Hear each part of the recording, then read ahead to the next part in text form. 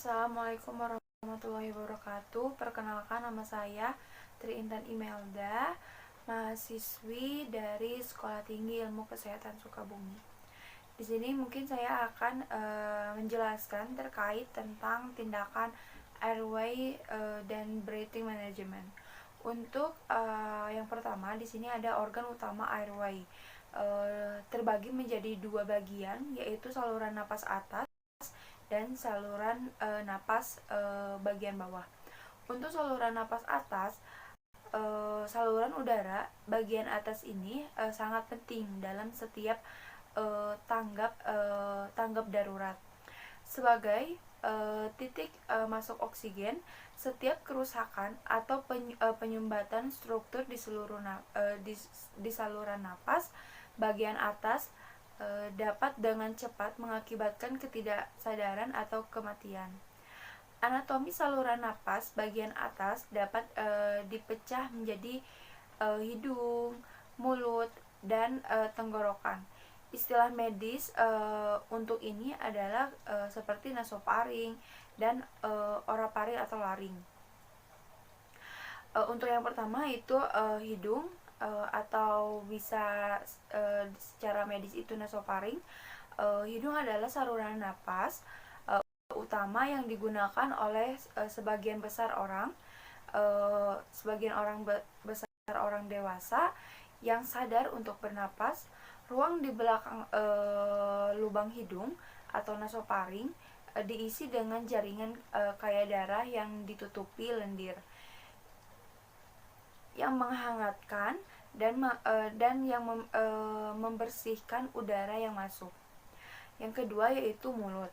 Mulut digunakan sebagai jalan napas alternatif pada orang dewasa normal dan sangat penting dalam situasi darurat. Ketika jalur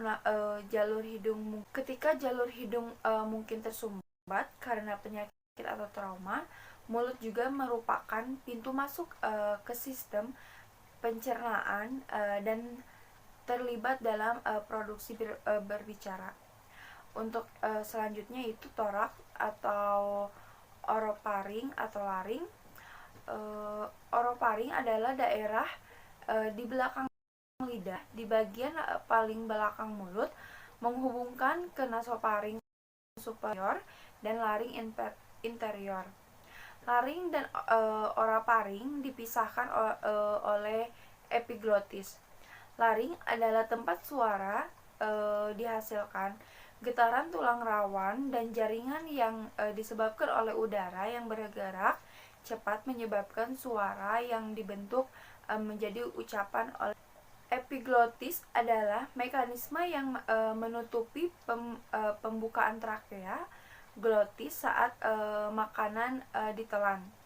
Ini bertindak sebagai pintu jebakan yang menutup saat menelan dan mencegah makanan memasuki saluran napas bagian bawah. Yang kedua yaitu saluran udara bawah.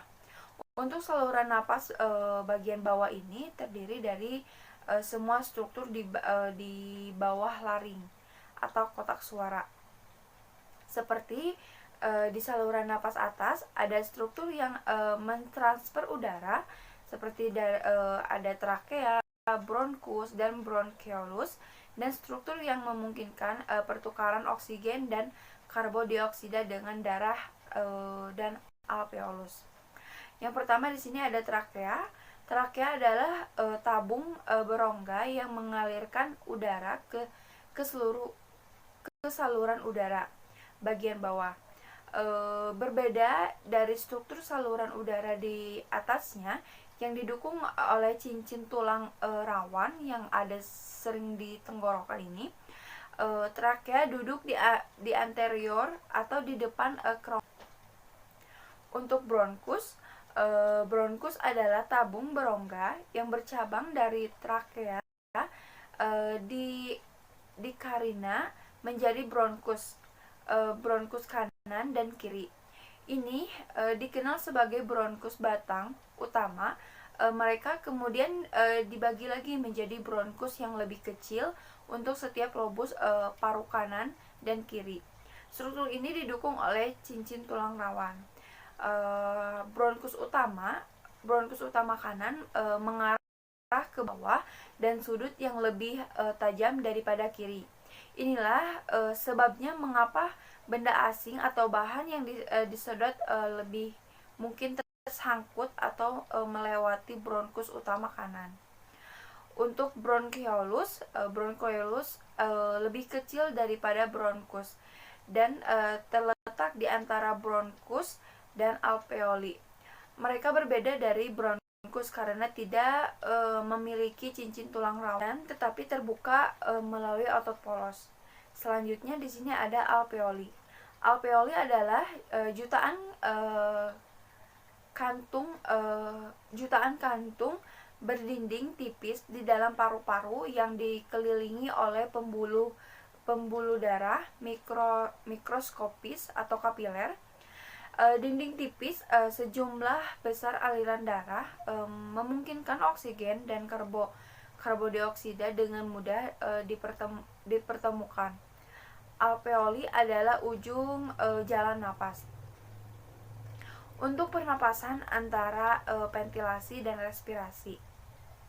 Di sini juga ada karina, yaitu titik di mana trakea membelah menjadi bronkus utama kiri dan kanan. Perkiraan lokasi krania di bagian luar tubuh dapat dilihat di angle of loss atau sendi manubriosternal di dada, kira-kira setinggi sepasang tulang rusuk kedua. Singkatnya, yaitu ventilasi adalah pergerakan udara masuk dan keluar dari paru-paru, sedangkan respirasi adalah pertukaran udara di alveoli. Jadi, untuk udara selama ventilasi ada sebagian proses dari hidung, nasofaring, glotis, trakea, bronkus batang utama, bronchioles, dan alveolus. Untuk jalur peredaran darah pada saat respirasi itu dari jantung kanan, arteri pulmonalis, kapiler alveolus, vena pulmonalis, jantung kiri, dan langsung menyebar ke seluruh tubuh. Penting juga untuk kita diingat bahwa arteri pulmonalis membawa darah terdeoksigen, jadi darahnya itu terkandung oksigen, dan vena pulmonalis membawa darah beroksigen. Ini adalah kebalikan dari arteri dan vena di seluruh tubuh dan umumnya diuji. Untuk ventilasi tersendiri yaitu proses penyediaan udara segar ke dalam dan pengeluaran udara kotor dari suatu ruangan tertutup secara alamiah maupun mekanik. Ada beberapa persyaratan untuk ventilasi ini terpenuhi. Seperti yang pertama itu luas lubang ventilasi tetap minimum itu 5% dari luas lantai ruangan. Dan yang kedua yaitu tinggi jendelanya itu minimal 80 cm dari lantai, dan jarak dari langit-langit sampai jendela itu minimal 30 cm. Dan yang ketiga itu udara yang masuk harus udara yang bersih. Dan yang keempat itu ada aliran udara diusahakan cross ventilation dengan menempatkan lubang-lubang hawa berhadapan antara dua dinding ruangan. Dan selanjutnya itu ada kelembapan udara, itu kita bisa jaga minimal 40 sampai dengan 70%. Selanjutnya, alat didekatkan dengan posisi yang memudahkan. Alat proteksi diri penolong dipakai dengan benar.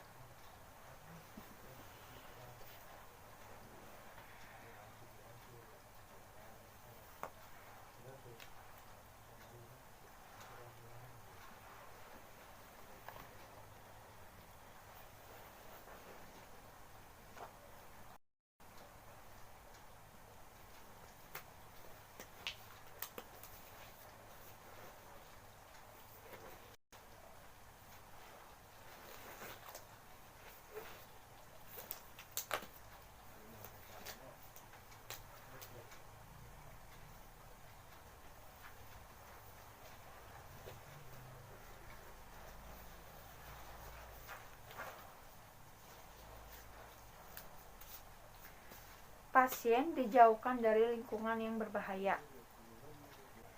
Cedera servikal merupakan tulang belakang leher yang memiliki beberapa peran, yaitu untuk melindungi sumsum tulang belakang. Sumsum tulang belakang ini adalah kumpulan saraf yang memanjang dari otak dan berjalan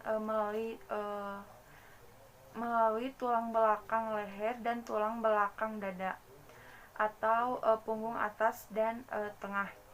Sebelum berakhir tepat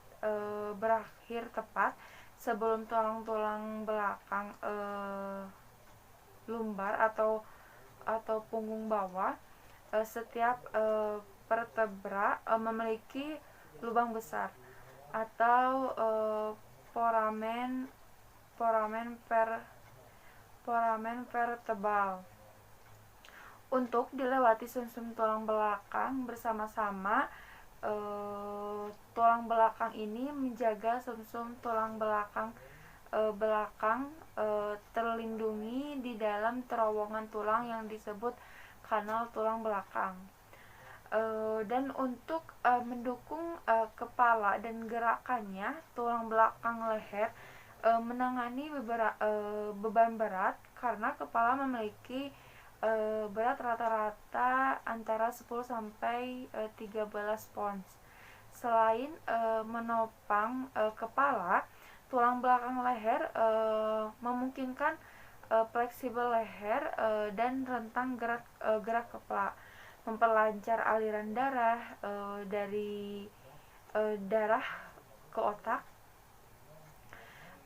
dan lubang kecil atau foramina dalam proses transversal di tulang belakang leher menyediakan jalan bagi arteri vertebralis untuk membawa darah ke otak.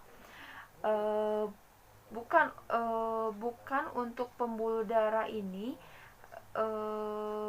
bukaan untuk pembuluh darah ini hanya ada di tulang belakang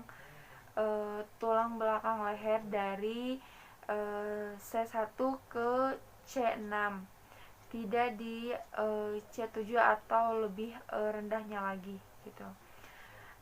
Dan di saat memang nanti pasien mengalami cedera, pasien mengalami cedera di bagian leher, kita bisa memasang alat untuk menyanggah bagian leher ini biar memang saat bergerak itu tidak kesana kesini, dan fungsi dari leher ini pun tidak terganggu ataupun tidak bermasalah. Alatnya yang dinamakan dengan cervical collar itu bertujuan untuk mengurangi pergerakan leher yang berlebihan selama proses pemulihan dan mencegah pergerakan tulang serviks yang patah. Selanjutnya mencegah bertambahnya cedera tulang belakang dan mengurangi rasa sakit. Untuk indikasi dari cervical collar ini itu umumnya digunakan untuk semua umur, terutama pada pasien cerebral palsy, pasien dengan trauma kepala yang disertai penurunan kesadaran, dan pasien yang mengalami trauma leher, serta pasien yang menderita patah tulang serviks. Untuk fungsi dari alatnya tersendiri yaitu berfungsi sebagai alat terapi leher untuk mengurangi gangguan pada bagian kontrol leher. Dengan begitu, pasien mampu menyanggah leher kepala agar tidak membengkok ke belakang ataupun ke depan. Pada anak cerebral palsy ini cervical collar ini disarankan untuk dikenakan pada saat anak berinteraksi atau beraktivitas seperti misalkan bermain atau bersekolah gitu. Itu harus digunakan agar cedera pada leher itu tidak menjadi parah gitu. Untuk prosedur pemasangan alat penyangga leher ini, yang pertama itu kita pastikan bila sebelumnya itu petugas sudah menggunakan masker dan sarung tangan, dan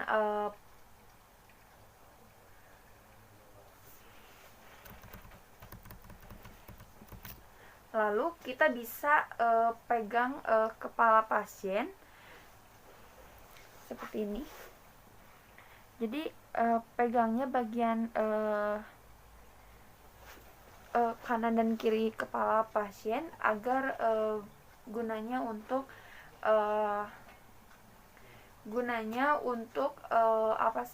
kepalanya itu tidak banyak bergerak.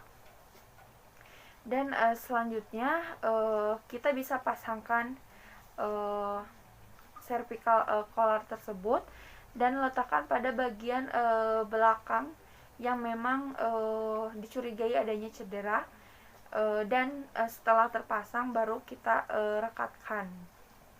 Untuk hal yang emang harus diperhatikan saat pemasangan ini, yaitu pemasangan itu jangan terlalu kuat dan terlalu longgar juga gitu, dan sesuaikan cervical collar ini dengan ukuran leher dari pasiennya. Untuk ukuran jenisnya itu ada S, M, L, dan XL.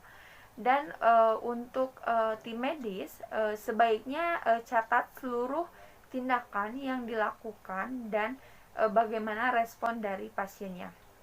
Kita juga bisa tanyakan kepada pasien dan sekaligus kita merespon daya bicara pasien gitu. Ataupun kita bisa langsung ke pasien untuk berbicara, biar memang kita mengetahui kesadaran pasien dan apakah memang pasien masih tersadar atau tidak gitu. Setelah pemasangan alat pada bagian leher tersebut, kita wajib untuk mengkaji gangguan jalan napas pada pasien. Kaji apakah memang pernapasannya itu terhambat atau tidak, dan apakah memang pasiennya merasa sesak. Pengkajian tanda-tanda jalan napas ini kita bisa menggunakan dengan 3 metode. Yang pertama, look, itu apakah penurunan kesadaran pasien itu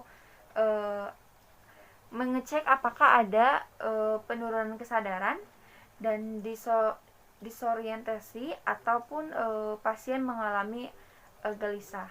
Jika ada hal tersebut, dan kita juga pastikan pasien itu apakah pasien terdapat trauma capitis atau merasakan gelisah yang begitu terus menerus. Selain tadi untuk teknik yang pertama look, itu kita juga ada yang kedua itu teknik feel. Itu kita bisa rasakan aliran udara pada saat ekspirasi. Jadi kita bisa mendengarkan atau merasakan aliran udara atau saat pasien itu bernapas. Dan untuk teknik yang ketiga itu listen, yaitu kita mendengarkan bunyi napas pasien. Dan kasus yang terjadi saat ini, kita mendengarkan bunyi napas pasien seperti apa, dan kita bisa langsung mengobservasi apakah ini bunyi suaranya seperti apa. Dan dalam kasus itu bunyi suaranya itu seperti kumur-kumur, yaitu googling. Dan selagi kita mengecek bunyi napas, kita juga harus mengecek harus mengecek apakah pasien merasakan sesak atau tidak. Biasanya untuk bagian subjektifnya itu pasien selalu atau akan mengucap atau bilang kepada perawat bahwa dirinya mengeluh sesak. Dan biasanya untuk pasien sesak ini kita bisa memasangkan alat oksigen atau alat bantu pernapasan kepada pasien. Jika memang sesak ini masih dalam kategori normal ataupun masih bisa diatasi, tidak begitu parah, itu kita bisa menggunakan jenis selang itu nasal kanul. Menggunakan selang nasal kanul ini biasanya 1-5 liter per menitnya. Ataupun bisa juga kita menggunakan alat seperti Spillmax, itu bisa 6-8 liter per menit, atau rebreathing max itu bisa 9-12 liter per menit, dan non-rebber max itu bisa sama 9-12 liter per menit. Itu kita menyesuaikan dengan kebutuhan apakah pasien ini sesaknya ringan, sedang, ataupun berat. Untuk penanganan obstruksi itu kita menggunakan 2 metode, itu secara Head-Tilson Live, itu seperti ini,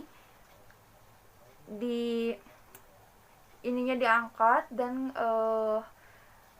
kepala bagian atasnya itu dikebawahkan, jadi seperti ini posisinya, lebih diangkat. Dan bisa juga dengan teknik jauh thrust, itu seperti ini, hampir sama tekniknya seperti awal, cuman kita pemegangannya dari sini. Nah, jika jalan napasnya itu sementara, kita bisa melewati untuk penanganannya itu untuk melewati nasofaring airway. Pemasangan nasofaring airway itu kita bisa melalui hidung untuk pemasangannya. Apabila memang tidak memungkinkan untuk melalui hidung, itu kita bisa melalui mulut, yaitu oropharyngeal airway.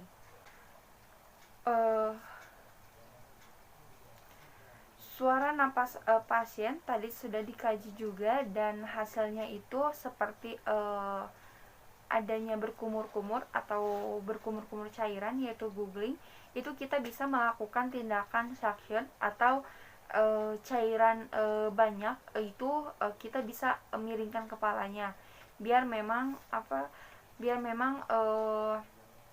cairan yang memang bisa menumpuk ataupun ada cairan itu bisa keluar gitu. Mengefektifkan itu menganjurkan untuk tindakan suction. Selain kita melakukan tindakan suction, kita juga kaji apakah memang pasien ini memiliki tanda fisik berupa kebiruan dan mengalami adanya akibat dari rendahnya kadar oksigen dalam sel darah merah. Jadi kita melihat kaji apakah memang pasien ini mengalami perubahan fisik kebiruan gitu. Kita tetap selama tindakan kita tetap harus mengkaji pasien dan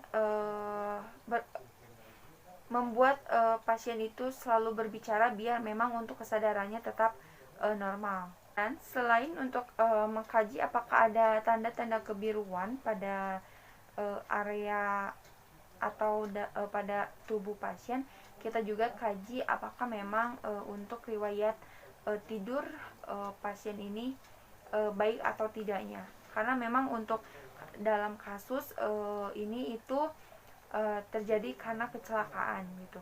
Jadi kita harus mengkaji tentang situasi atau kondisi pasien untuk jadwal tidurnya.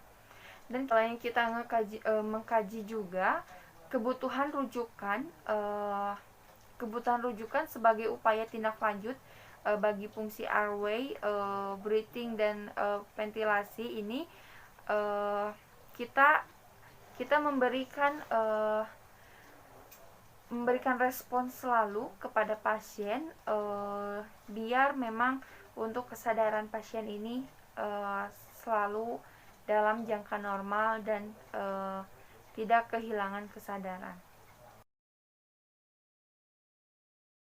Ya, mungkin itu penjelasan dari uh, proses tentang airway breathing management.